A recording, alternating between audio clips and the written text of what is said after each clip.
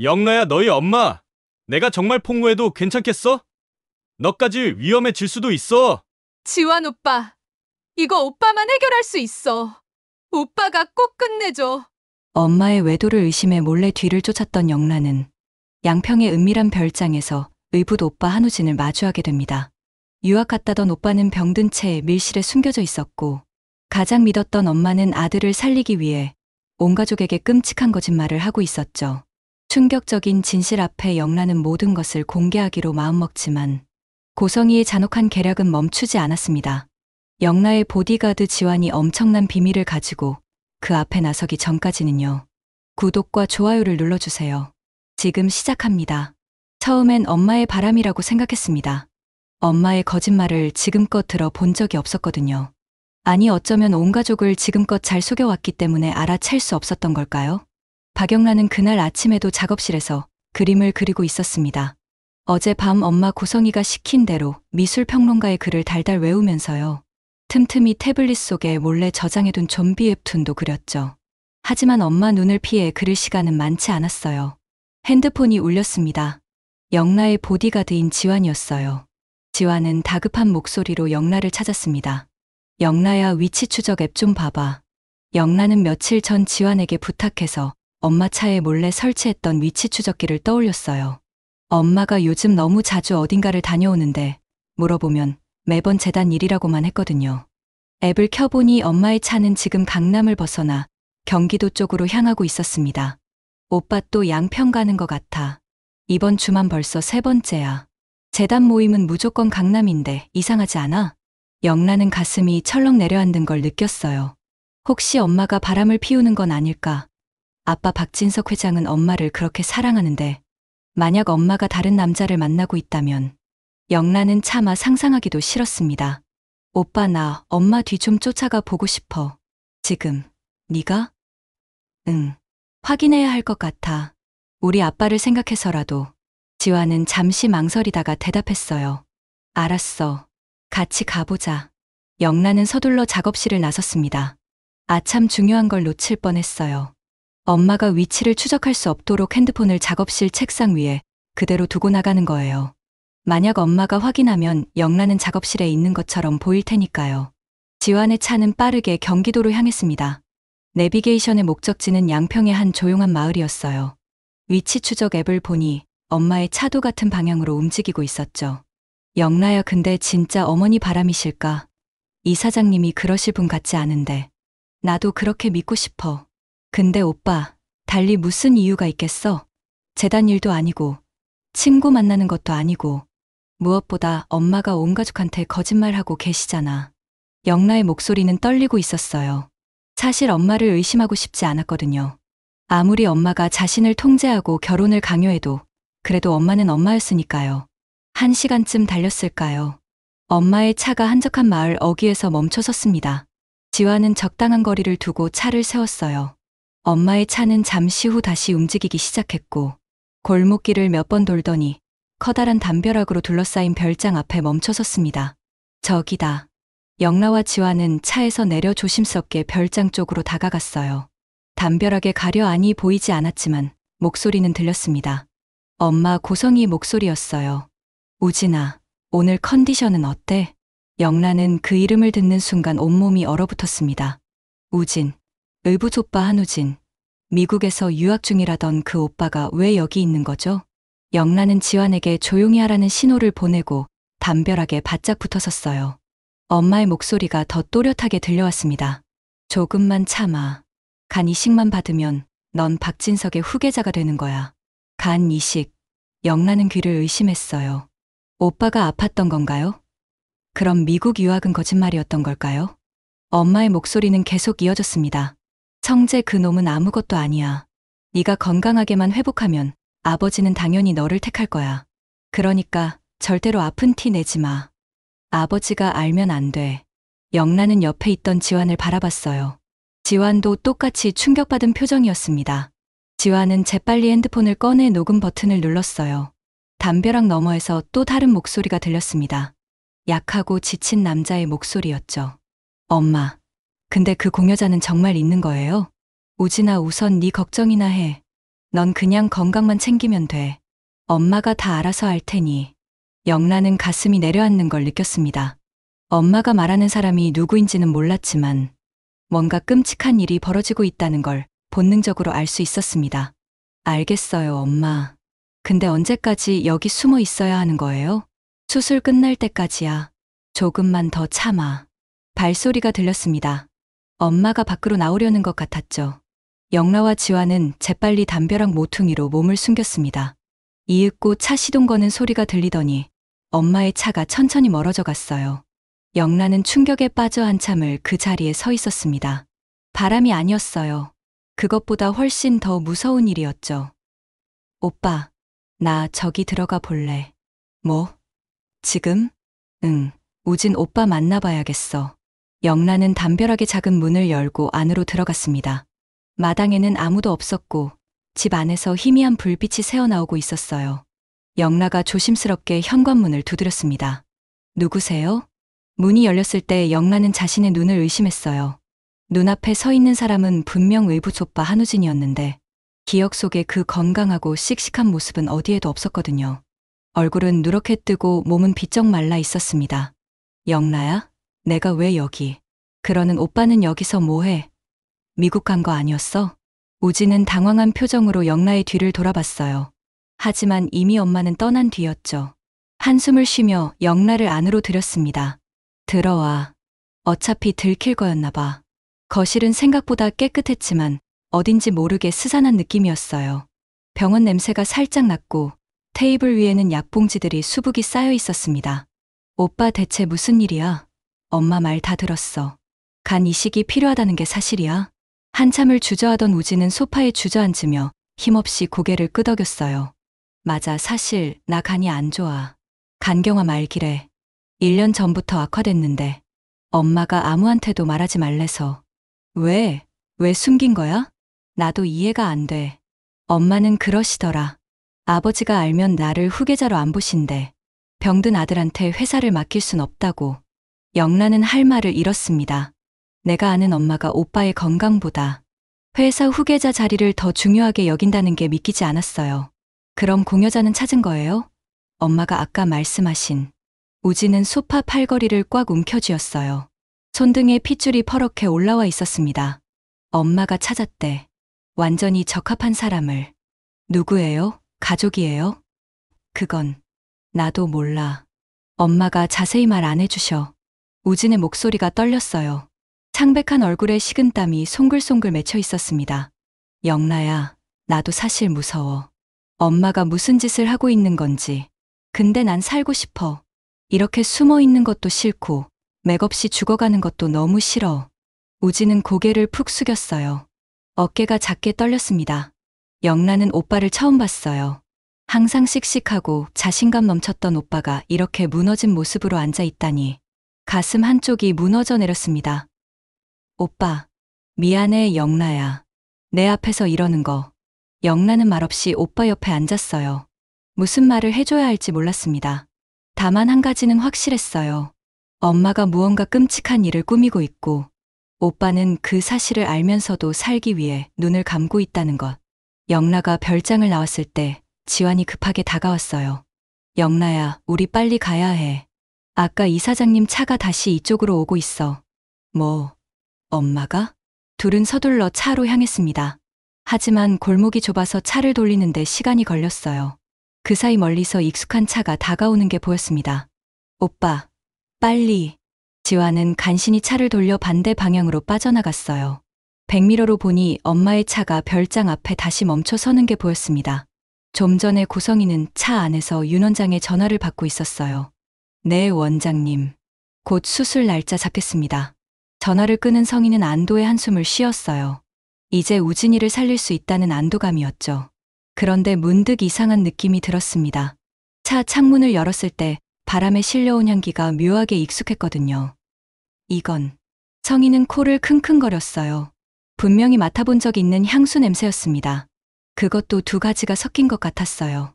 영라랑 운전기사 냄새 같은데 오감이 예민한, 특히 후각이 예민한 성희의 얼굴이 굳어졌습니다. 설마 얘네가 여기까지 따라온 건 아니겠죠? 하지만 이 향기는 분명했어요. 성희는 급히 차를 돌려 별장으로 들어갔습니다. 우진아, 방금 누가 왔었니? 아니요, 아무도. 우진은 당황해서 거짓말을 했어요. 영라가 다녀간 걸 엄마가 알면 큰일 날 것 같았거든요. 성희는 집 안을 이리저리 살폈습니다. 하지만 아무런 흔적도 찾을 수 없었어요. 마당과 대문 앞도 확인했지만 아무도 없었죠. 기분 탓인가? 하지만 성희는 왠지 모를 불안감을 떨칠 수 없었습니다. 혹시 모르니 앞으로 더 조심해야겠다고 다짐했어요. 다음 날, 영라는 작업실에서 밤을 꼬박 새우며 새로운 웹툰을 그리고 있었습니다. 눈은 충혈되어 있었고 손목은 쑤셨지만 멈출 수가 없었어요. 태블릿 화면 속에는 낯익은 풍경들이 하나씩 그려지고 있었습니다. 후, 영라는 마지막 컷을 마무리하며 길게 숨을 내쉬었어요. 화면 속 이야기는 지금은 차마 입 밖에 낼 수 없는 진실들로 가득했습니다. 문이 열리는 소리에 깜짝 놀라 고개를 들었어요. 지환이었습니다. 영라야, 밤새 안 잔 거 아니지? 응. 이거 끝내야 할 것 같아서. 지환은 영라의 태블릿 화면을 슬쩍 봤어요. 거기에는 자신이 보면서도 믿기지 않을 만큼 충격적인 내용이 있었습니다. 이게 공개된다면 발칵 뒤집힐 텐데. 영라야, 이거 진짜 올릴 거야? 영라는 대답 대신 화면을 껐어요. 표정이 무척 단단해 보였습니다. 아니야. 지금은 그럴 생각이 없어. 하지만 대답과 달리 영라의 눈빛에는 처음 보는 결기가 서려 있었습니다. 더 이상 엄마의 그늘 아래 숨어 있는 순종적인 딸이 아니었죠. 그래, 신중히 생각해. 근데 오빠, 우리 한강이나 갈까? 치맥 땡기는데. 응. 너 밤샜잖아. 안 돼. 그리고 우리 요즘 외출 너무 자주 하는 것 같아.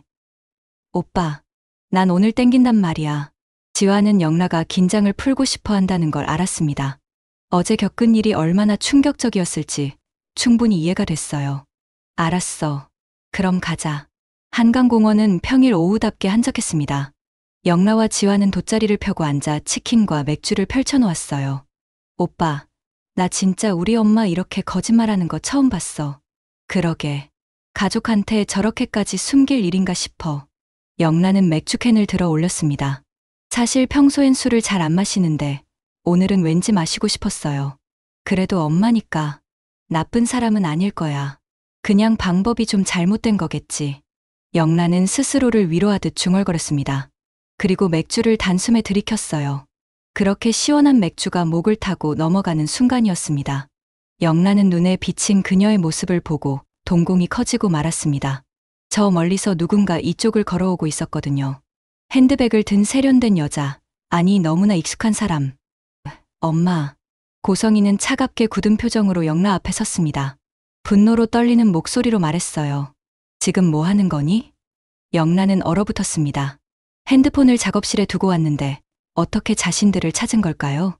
그들은 고성이가 이미 양평에서 그들의 냄새를 느낀 후로 의심을 하고 있었다는 것은 깨닫지 못했습니다. 지환이 황급히 일어나 말했습니다. 죄송합니다. 제가 오자고 했습니다. 영라가 요즘 결혼 준비랑 전시회 준비로 너무 피곤해하는 것 같아서. 닥치세요. 성희의 목소리는 얼음장처럼 차가웠습니다. 지분수도 모르고 기어오르긴. 어디까지 기어오르려고 그래요? 이사장님, 그게 무슨. 지환 씨는 그대로 짐 싸서 차 키 놓고 가요. 다신 내 눈에 띄지 마세요. 지환의 얼굴이 창백해졌습니다. 해고라는 뜻이었어요. 영라가 벌떡 일어나 말하려 했지만 성희가 먼저 영라의 팔을 잡아 끌었습니다. 넌 나랑 같이 가. 엄마 잠깐만. 입 닥쳐. 영라는 뒤를 돌아봤어요. 지환은 그 자리에 멍하니 서 있었습니다. 차 키를 꺼내 들고는 텅 빈 눈으로 영라를 바라봤어요. 성희는 그 길로 영라를 차에 태우고 작업실로 향했습니다. 차 안은 무거운 침묵만 흘렀어요. 영라는 아무 말도 하지 않았고 성희도 입을 열지 않았습니다. 작업실에 도착했을 때 영라는 이상한 걸 발견했어요. 작업실 천장 모서리에 작은 카메라가 설치되어 있었던 겁니다. 엄마, 저게 뭐야? CCTV야, 영라야. 네 안전을 위해서 설치했어. 안전이요? 엄마, 이게 제 안전을 위한 거라고요? 성희는 영라를 작업실 안으로 밀어 넣었습니다. 그리고는 비열한 웃음을 띠며 말했어요. 영라야, 이게 다 너를 위한 거야. 아직도 모르겠어? 뭐가 나를 위한 건데? 엄마는 맨날 엄마 뜻대로만. 당분간 여기서 신부 수업하면서 그림 보는 연습 좀 해. 출퇴근은 당분간 내가 시켜줄게. 알았지? 그렇게 말한 성희는 나가려다 문 앞에서 말고 잠시 멈춰섰습니다. 아, 참. 이걸 깜빡했네. 그리고는 돌아서서 영라의 태블릿과 핸드폰을 낚아채 버렸어요. 엄마, 이런 건 다 너한테 독이야. 알겠지? 엄마가 너 사랑해서 이러는 거? 성희는 그렇게 웃으며 나갔습니다. 문이 잠기는 소리가 딸깍 울렸어요. 영라는 문고리를 잡아당겨봤지만 꿈쩍도 하지 않았습니다. 손발이 완전히 묶여버린 거예요. 하지만 고성희는 모르고 있었습니다. 밖에서 이 모든 걸 지켜본 사람이 있었거든요. 바로 지환이었어요. 해고당했지만 영라가 걱정돼서 몰래 뒤를 따라온 거였죠. 지환은 주먹을 부르르 떨며 핸드폰을 꺼냈습니다. 한참을 핸드폰만 어루만지던 지환은 결국 영라를 위해 그 일을 하기로 합니다. 영라가 차마 못다한 그 일을 말이에요. 영라야, 내가 꼭 지켜줄게. 지환의 눈빛이 결연하게 빛났습니다. 며칠이 흘렀습니다. 가온재단 이사장실은 오늘도 고요했어요. 고성희는 책상 앞에 앉아 서류를 검토하면서 만족스러운 미소를 지었습니다. 지환은 더 이상 눈에 띄지 않았고 성희는 직접 영라를 감시하며 출퇴근을 시켜주고 있었습니다. 영라는 작업실에 가둬놨으니 문제없고 은호도 적합검사 마쳤으니 이제 수술 날짜만 잡으면 돼. 성희는 혼잣말을 하며 달력을 펼쳤어요. 다음 주쯤이면 우진이의 수술을 진행할 수 있을 것 같았습니다. 모든 게 완벽하게 계획대로 흘러가고 있었죠. 그 다음엔 영라를 빨리 시집 보내야지. 진화그룹이든 어디든 좋은 집안으로. 성희는 커피를 한 모금 마셨습니다. 달콤했어요. 승리의 맛이 이런 걸까요? 수십 년을 참고 기다린 보람이 있었습니다. 가난했던 과거, 아이 둘을 데리고 혼자 버텨야 했던 그 힘든 시절을 이제 완전히 뒤로 할 수 있을 거예요. 우진아, 조금만 더 기다려. 엄마가 널 반드시 후계자로 만들어줄게. 그런데 바로 그때였습니다. 노크 소리도 없이 비서가 황급히 문을 열고 들어왔어요. 얼굴이 새하얗게 질려 있었습니다. 이사장님, 이것 좀 보셔야겠습니다. 왜 그래? 무슨 일인데 그렇게 호들갑이야? 비서는 떨리는 손으로 태블릿을 건넸습니다. 성희는 짜증 섞인 표정으로 화면을 봤어요. 순간 그녀의 얼굴에서 모든 혈색이 사라졌습니다. 화면에 한 편의 웹툰이 떠 있는 거 아닌가요? 네이로 실시간 급상승 1위에 오른 작품이었죠. 제목은 두 얼굴의 엄마, 작가명은 영라였어요. 성희의 손이 떨리기 시작했습니다. 스크롤을 내리자 첫 장면이 나타났는데 놀랍도록 정교하게 그려진 양평 별장의 모습이었습니다. 담벼락, 대문, 그리고 마당까지 실제와 똑같았어요. 성희는 뛰는 심장을 부여잡았습니다. 두 번째 컷에는 중년 여성이 병든 아들을 돌보는 장면이 나왔습니다. 겉으로는 자상한 엄마처럼 보였지만 말풍선 속 대사는 충격적이었어요. 넌 후계자가 되어야 해. 그러려면 건강해져야 하고, 그러려면 누군가의 간이 필요하지. 세 번째 컷부터는 더 끔찍했습니다. 여자가 오래전에 잃어버렸던 누군가를 찾아내는 장면, 그에게 거짓으로 접근하는 장면, 그리고 몰래 적합검사를 받게 하는 장면까지 모든 게 적나라하게 그려져 있었어요. 마지막 화에는 작은 링크가 첨부되어 있었습니다. 진실의 목소리라는 제목이었죠. 성희는 떨리는 손가락으로 그 링크를 눌렀어요. 스피커에서 자신의 목소리가 흘러나왔습니다. 조금만 참아. 간 이식만 받으면 넌 후계자가 되는 거야. 그 아들놈은 아무것도 아니야. 녹음 파일이었습니다. 양평 별장에서 우진과 나눴던 그 대화가 고스란히 담겨 있었어요. 성희는 황급히 댓글창을 확인했습니다. 수천 개의 댓글이 실시간으로 쏟아지고 있었습니다. 와, 이게 실화야? 진짜 저런 엄마가 있다고? 미친 거 아니야? 자기 자식 간을 빼내려고? 작가님, 이거 실화면 당장 경찰 신고하세요. 이건 범죄잖아. 감금이랑 협박 아니에요? 성희의 입술이 바들바들 떨렸습니다. 이럴 리가 없는데. 성희는 비서를 향해 소리쳤어요. 당장 이거 삭제 요청해. 지금 당장. 이사장님. 이미 다른 플랫폼으로도 퍼지고 있습니다. 포털 실시간 검색어에도 올라와 있어요. 성희는 자리에서 벌떡 일어났습니다. 머릿속이 하얗게 변했어요. 분명히 자신은 영라의 핸드폰이랑 태블릿을 다 뺏었는데 어떻게 이런 일이 가능한 걸까요? 그때 성희의 머릿속에 한 사람이 떠올랐습니다. 해고했던 그 기사, 이지환이었습니다. 그 놈이. 성희는 이를 악물었습니다. 순간 머릿속에 장면들이 스쳐 지나갔어요. 한강에서 영라와 지환이 함께 있던 모습. 사실 영라는 양평에서 우진과 성희를 만나 모든 진실을 알게 된 후 그 내용을 웹툰으로 만들었습니다. 그리고 그 파일을 지환에게 100원 메일로 보냈고 핸드폰과 태블릿을 엄마에게 뺏기자 지환이 영라의 이름으로 올려버린 것입니다. 성희는 다리에 힘이 풀려 의자에 주저앉았어요. 자신이 완벽하게 통제했다고 믿었던 딸이 이미 한 발 앞서 준비하고 있었다는 사실이 믿기지 않았습니다. 영라, 네가 날 이렇게 만들 줄은 몰랐다. 성희는 핸드폰을 집어들었습니다. 영라에게 전화를 걸려다 말았어요. 어차피 핸드폰은 자기가 갖고 있으니까요. 다음으로 작업실 CCTV를 확인했습니다. 바닥에 웅크리고 앉아있는 영라는 고개를 숙인 채 미동도 하지 않았습니다. 성희는 쓴웃음을 지었어요. 바로 그 순간이었습니다. 이사장실 문이 거칠게 열렸습니다. 제복을 입은 경찰관 2명이 들어섰어요. 고성희 씨죠? 의료법 위반 및 감금, 협박 혐의로 긴급 체포합니다. 같이 서해 가시죠. 성희는 자리에서 일어나 뒤로 물러섰습니다. 니들 뭐야? 내가 뭘 잘못했다고 그래? 내가 누군지 알아? 압니다. 가온재단 이사장이시죠. 그래서 더 문제입니다. 따라오시죠. 아니야. 이건 오해야. 내 아들을 살리려고 한 건데 그게 무슨 죄가 돼. 경찰관이 다가오자 성희는 더욱 목소리를 높였어요. 우진이가 수술해야 한다고. 지금 그 애가 도망가면 다 끝이야. 나 수술실로 가야 한다고. 성희의 목소리는 점점 더 날카로워졌습니다. 모성애로 포장했던 가면이 벗겨지고 그 아래 숨어있던 집착과 관기가 고스란히 드러났어요. 경찰관은 냉정하게 수갑을 채웠습니다. 저항하시면 공무집행방해로 추가 입건됩니다. 차가운 쇠촉감이 손목에 느껴졌습니다. 성희는 그제야 현실을 받아들였어요. 자신이 쌓아올린 모든 것이 한순간에 무너지고 있다는 거요. 복도를 지나 엘리베이터를 타고 1층 로비로 내려갈 때 직원들이 모두 성희를 쳐다봤습니다. 수군거리는 소리가 들렸어요. 이사장님이 왜 저러시지? 웹툰 봤어. 그거 진짜 이사장님 얘기래. 헐, 실화였어? 우아하고 자비로운 이사장의 이미지는 완전히 사라졌습니다. 수갑을 찬 채 고개를 숙이고 끌려가는 초라한 여자만 남았을 뿐이었죠.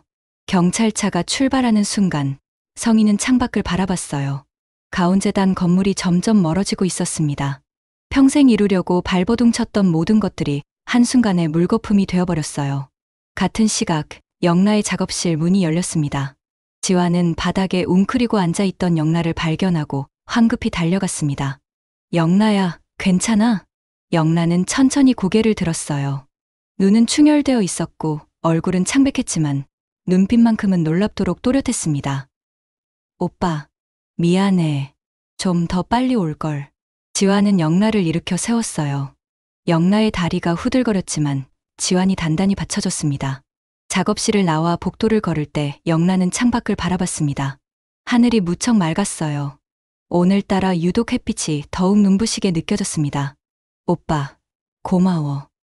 뭐가? 파일 올려줘서. 그리고 날 믿어줘서. 지환은 영라의 어깨를 가볍게 두드렸어요. 당연한 거 했을 뿐이야. 내가 용기 낸 거지. 내가 뭘 했다고. 집으로 돌아가는 차 안에서 영라는 핸드폰 뉴스를 봤습니다. 엄마가 경찰에 연행되는 장면이 계속 반복 재생되고 있었어요.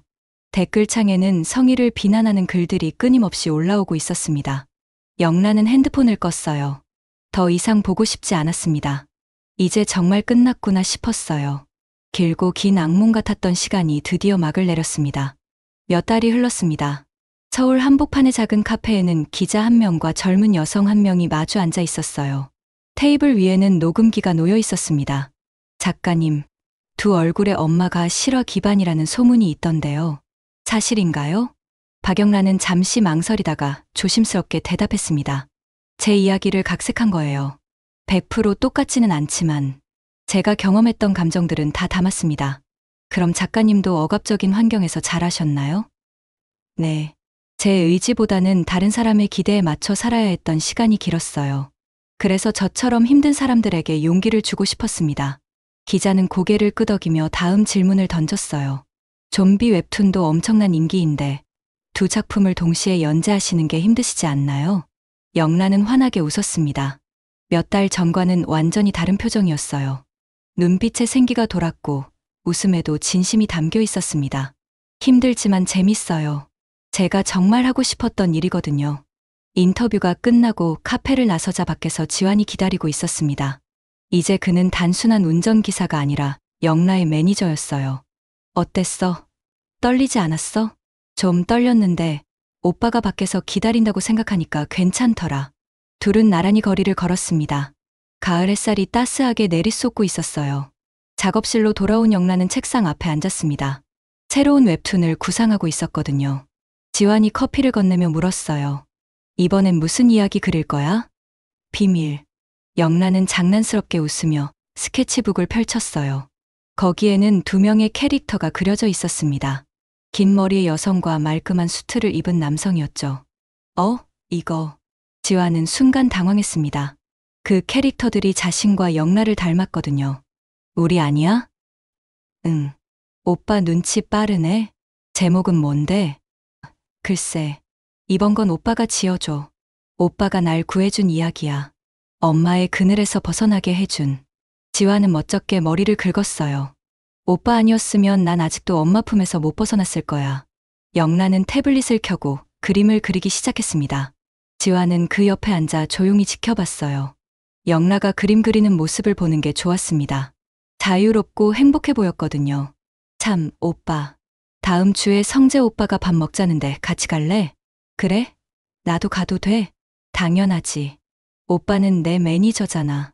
영란은 웃으며 그림을 계속 그렸어요. 화면 속 공주는 성 밖으로 나와 넓은 세상을 바라보고 있었습니다.